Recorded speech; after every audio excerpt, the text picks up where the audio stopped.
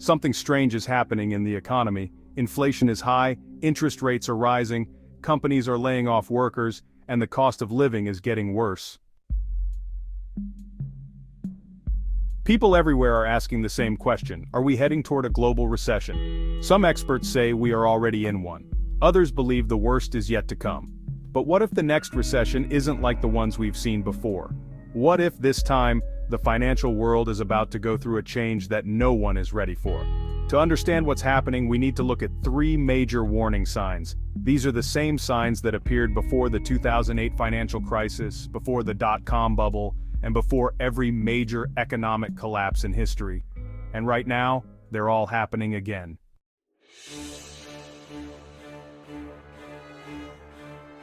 The first warning sign? Debt is out of control. Governments, businesses, and individuals are drowning in debt. Let's start with the US. Right now, the US national debt is over $34 trillion. That's more than the entire economies of China, Japan, and Germany combined.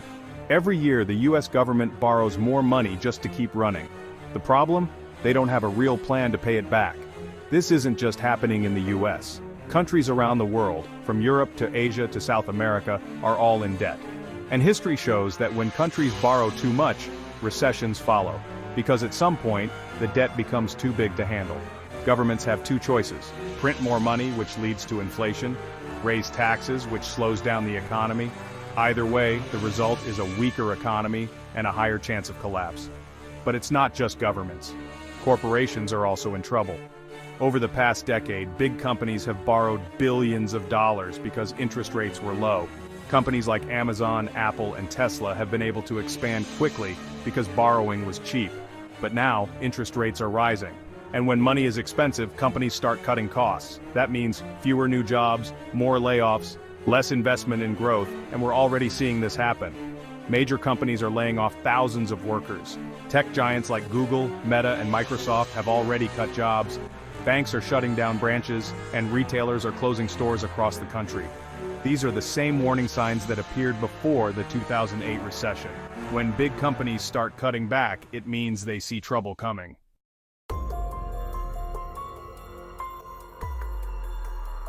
The second warning sign? The stock market is sending mixed signals. Right now, the stock market looks strong on the surface. Some stocks, especially big tech companies, are still rising. But when you look closer, the market isn't as strong as it seems, because in reality, only a few big companies are holding up the market. Most stocks are struggling, and many experts believe this could be the calm before the storm. Think about what happened before the dot-com crash in 2000. For years, tech stocks kept going up. Investors thought the market would never fall. Then, almost overnight, everything crashed. Companies that were worth billions one day became worthless the next. The same thing happened before 2008. Banks were handing out loans to anyone who asked. People thought housing prices would never go down. Then suddenly, the housing market collapsed, and millions of people lost everything. Right now, some investors believe we're in the same kind of bubble, because while a few companies are still growing, many others are barely surviving. And if those few strong companies start falling, the whole market could crash. The third warning sign?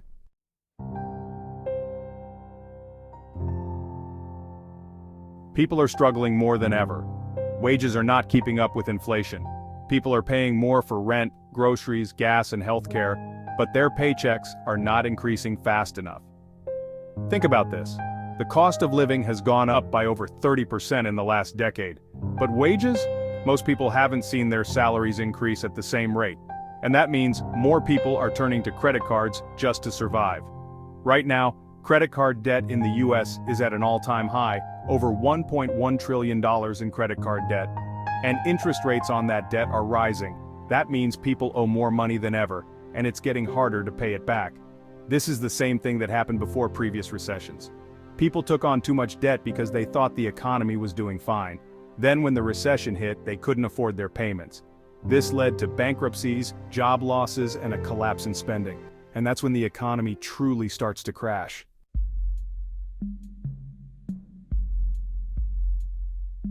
So what does all of this mean? Are we heading toward a global recession? Right now, no one knows for sure. But here's what we do know. The warning signs are all there. Debt is rising. Companies are cutting jobs. The stock market is unstable. People are struggling with everyday expenses, and every time these things have happened in the past, a recession followed. So what can you do to prepare? Next, we'll go even deeper. We'll talk about what experts are predicting, how governments might respond, and what you can do today to protect yourself before it's too late. If you've made it this far, that means you care about understanding the future of the economy. Subscribe and turn on the notification bell so you don't miss the next part, because what's coming next could make the difference between surviving a recession and being trapped by it. Let's continue.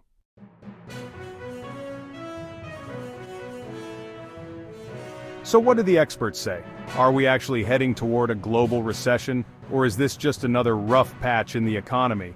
And if a recession is coming, how bad will it be? Let's break it down. Some of the world's top economists believe a recession is not just coming, it's already here.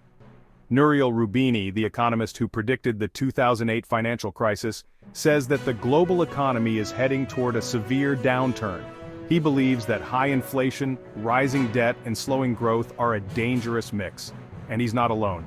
Many experts at JP Morgan, Goldman Sachs, and Morgan Stanley have also warned that a recession is likely within the next year, but not everyone agrees.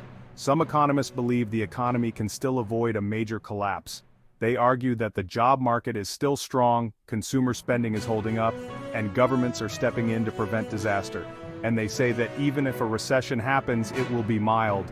But history tells a different story, because every time a crisis starts, people say, this time is different. They said it before 2008, they said it before the Great Depression, and each time they were wrong.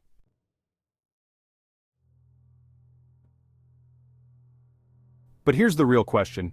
How bad could it get? If we do enter a recession, will it be a small dip in the economy, or will it be a full-blown financial disaster?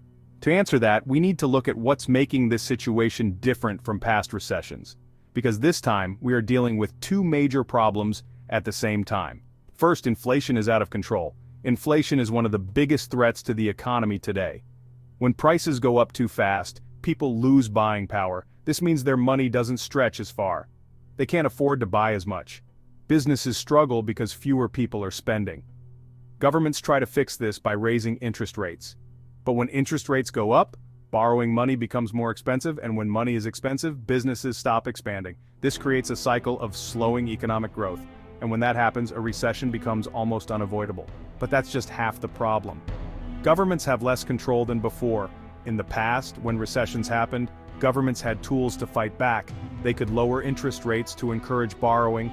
They could print more money to keep the economy moving, but today, they're already out of options. Interest rates can't go much higher without collapsing businesses and households. And printing more money, that only makes inflation worse. So the government is stuck. They don't have the same ability to fix the economy like they did in previous recessions. This is why many experts believe the next recession could be worse than expected, because for the first time, the traditional solutions might not work. So what does this mean for you? A recession isn't just about numbers on a chart. It affects real people. It means fewer job opportunities, lower wages, higher costs for food, rent, and healthcare, and more businesses shutting down. And when people struggle financially, everything else suffers. Crime goes up, mental health declines, and the gap between the rich and the poor gets even bigger. And if things get really bad, we could even see banks failing, pensions losing value, and entire countries struggling to stay afloat. This has happened before. The Great Depression in 1929 started with a stock market crash. At first, people didn't realize how bad it would be. Then banks started collapsing, businesses shut down, unemployment soared, and before anyone knew it, the economy was in complete meltdown. Could it happen again? Most experts say we won't see another Great Depression, but many believe we could see something worse than 2008. So what should you do? If a recession is coming, how can you prepare and protect yourself? Next, we'll go even deeper. We'll talk about what governments are likely to do next, what industries will be hit the hardest, and most importantly, how you can prepare before it's too late. If you've made it this far, that means you're serious about understanding the future of the economy. Subscribe and turn on the notification bell so you don't miss the next part, because what's coming next could be the most important financial lesson of your life. Let's continue.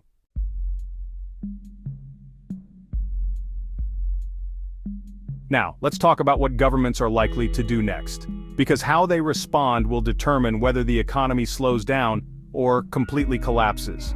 Governments have a history of reacting too late to economic crises. They see the warning signs, but they don't act fast enough. And by the time they do, the damage has already been done. Right now, there are 3 possible government responses. First, they could lower interest rates again. This would make borrowing money cheaper, which could help businesses and homeowners. But there's a problem. Lowering interest rates also increases inflation. And inflation is already a huge problem, so if they lower rates too soon, prices could skyrocket even higher. This is why the government is trapped. If they keep rates high, the economy slows down. If they lower rates, inflation gets worse. Either way, people will struggle. Second, they could print more money. Governments love this option because it's the easiest solution. Whenever there's a crisis, they print more money to keep the economy running. They did it in 2008 and they did it again in 2020 during the pandemic. But here's the problem. Every time they print money, they reduce the value of the currency. And when money loses value, everything gets more expensive. This is what led to hyperinflation in countries like Zimbabwe and Venezuela. And if the US or Europe prints too much money, it could lead to a crisis where people lose faith in their currency. At that point, it's game over. Third, they could do nothing and let the economy crash. This is the most painful option. It means businesses go bankrupt. Millions of people lose their jobs. Markets crash, and people lose their savings. But in the long run, some experts say this is the healthiest option, because letting the economy reset could actually fix some of the problems we have today. It could reduce inflation naturally, force bad businesses to shut down, and create new opportunities for smart investors. The problem? No government is willing to take that risk, because if the economy collapses under their watch, they get blamed. So instead, they do what they always do: delay the crisis for as long as possible. But delaying the problem only makes it worse.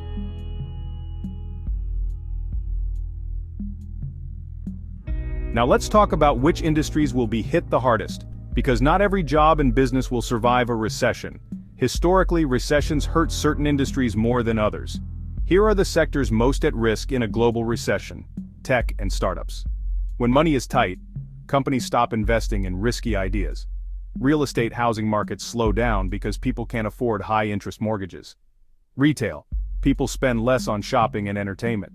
Travel and hospitality.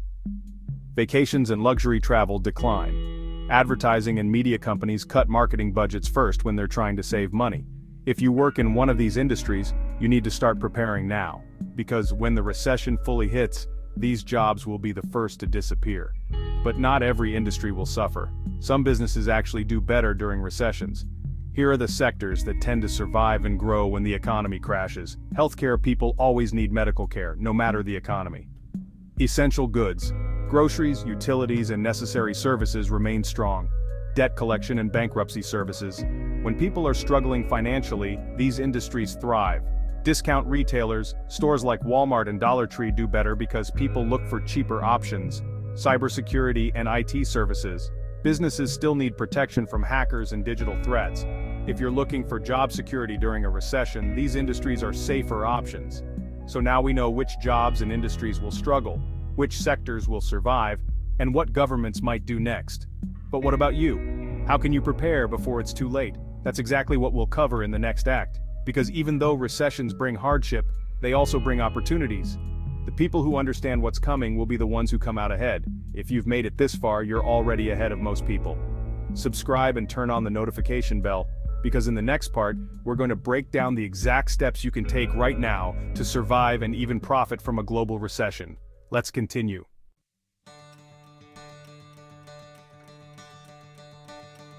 Now let's focus on the most important part: how you can prepare before it's too late. Because while recessions cause financial pain, they also create opportunities for those who know what to do. First, let's talk about how to protect yourself financially.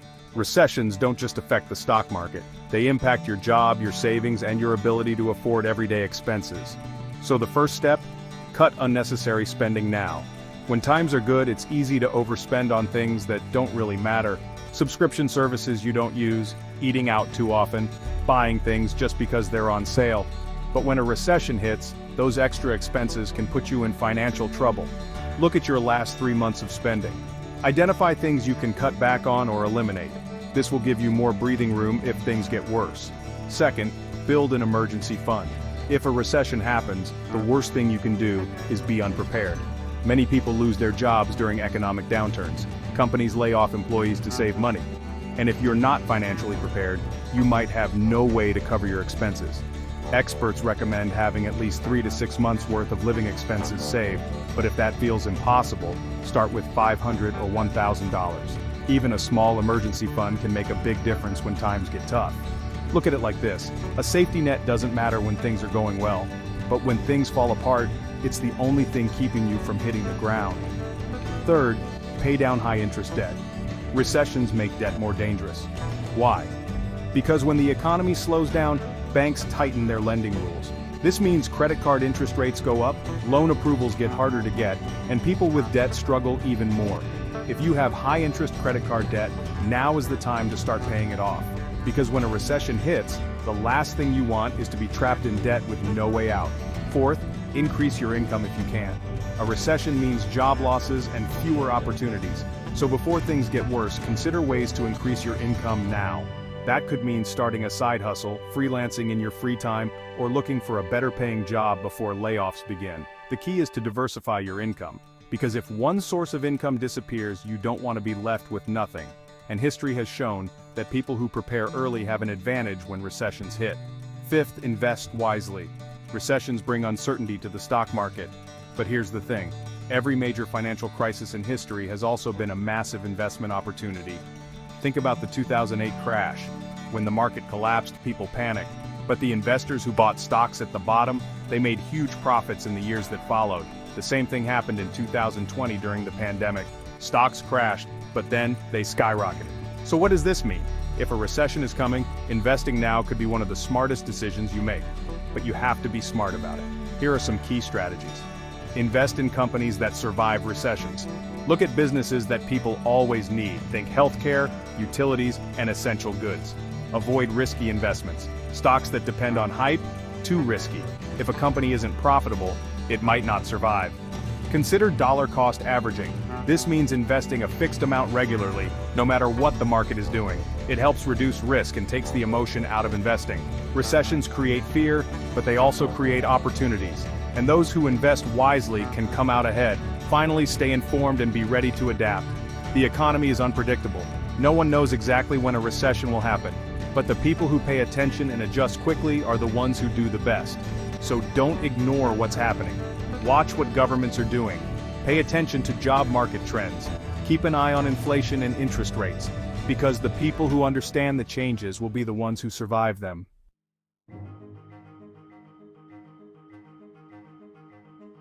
So let's recap. We've covered the warning signs of a recession, what experts are saying, which industries will be hit hardest, and how to prepare and protect yourself. Now, the final question is, what will you do next? Because history shows that recessions create winners and losers. The people who prepare early end up stronger. The people who ignore the warning signs struggle the most. So the choice is yours. Will you take action now, or will you wait until it's too late? If you made it this far, that means you're serious about understanding the future of the economy. Subscribe and turn on the notification bell, because the world is changing, and the more you know, the better prepared you'll be. Drop a comment below. Do you think a global recession is coming? Why or why not? Let's talk about it. See you in the next video.